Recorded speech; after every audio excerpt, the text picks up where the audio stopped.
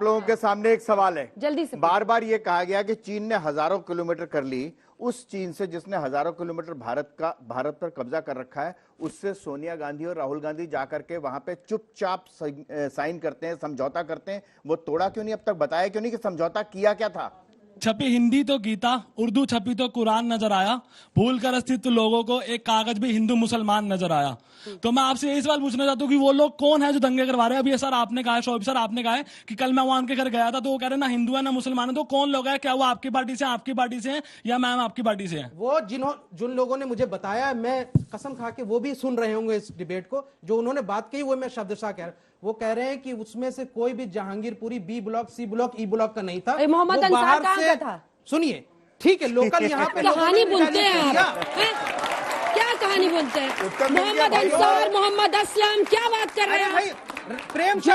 प्रेम शर्मा बताइए कहाँ का था? जो बाहर से वो भी बुक किए गए हैं, वो भी बुक किए गए। बजरंग दल के लोग उसमें डाले गए थे। वो आम हिंदुओं हो गया सर, बहुत कहानी, एक से झूठी कहानी। आखिरी सवाल आखिरी सवाल, एक सेकंड, जल्दी जल्दी। सर मेरा सवाल आपसे है सर, जो फल वाले पे जो जेसीबी चलवा दिया गया सर, उसके पास पूरे प्रमाण थे, पूरे उसके पास कागजात थे। उसके बाद सर एमसीडी के द्वारा वो अलॉट किया गया था दुकान उसकी, और 1.5 फुट तक उसकी जो झज्जा था वो आगे निकला था। उसके बाद भी उसका जो ढहा दिया गया, तो क्यों ढहाया गया? ना पेपर देखे ना कुछ देखा, एक साथ जवाब दीजिए जल्दी। मैम सर सब यही एक सवाल है कि आप लोग संघार की बात कर रहे हैं, कभी निर्माण पे भी बात कर लीजिए, शायद हमारा। बहुत अच्छा, 2-3 चीजें थी, पेपर्स भी वहां नहीं देखे, कार्रवाई बस करनी थी, तय था, कोर्ट का आदेश भी आ गया, सब जगह चल गया, लेकिन जब तक मस्जिद के बाहर का हिस्सा नहीं अतिक्रमण हटाया गया तब तक कार्रवाई होती रही।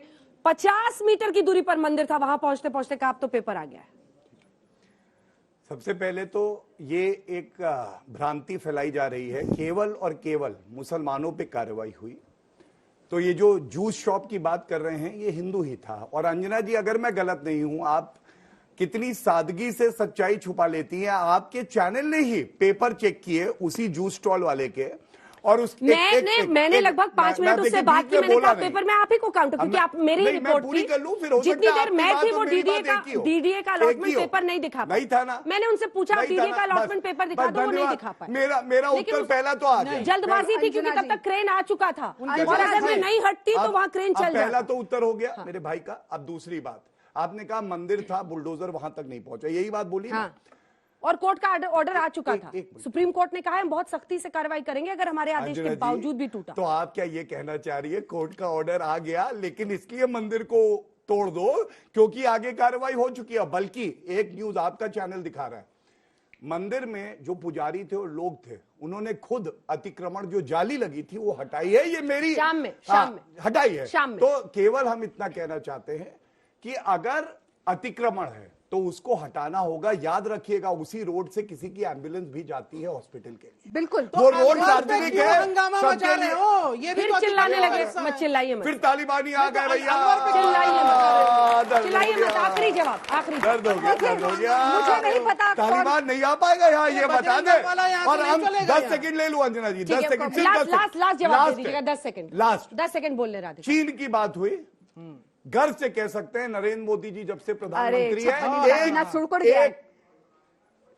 बात पे आती हूँ मैं, फिर बात करूंगी। बहुत बोल लिया, मैं बोलती हूँ। 10 सेकंड में पूरा हुआ। क्या तरीका, यही बोल रहे हैं। दर्द होता है इसीलिए मैं चुप हो जाता हूँ।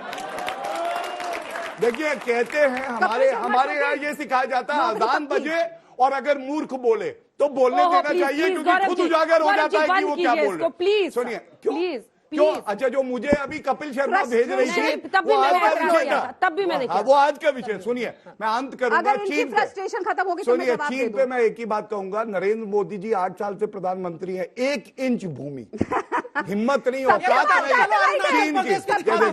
फिर देखिए चिल्लाने लगे। सुनिए, लेकिन सच्चाई है, चाचा नेहरू ने 43,000 स्क्वायर किलोमीटर भूमि दे दी थी, यही सच्चाई है। लेके दिखाए, हम ही लेके दिखाएंगे, ये भी सत्य है। कर जाए घूम फिर के किसी बात का इनके पास जवाब नहीं होगा। ये अभी तक नहीं बता पाए। मतलूब अहमद सीटें हैं ये नहीं, मतलूब अहमद देखिए इनको चुप करा दीजिए। मतलूब अहमद, एक बार और मतलूब अहमद टेबल,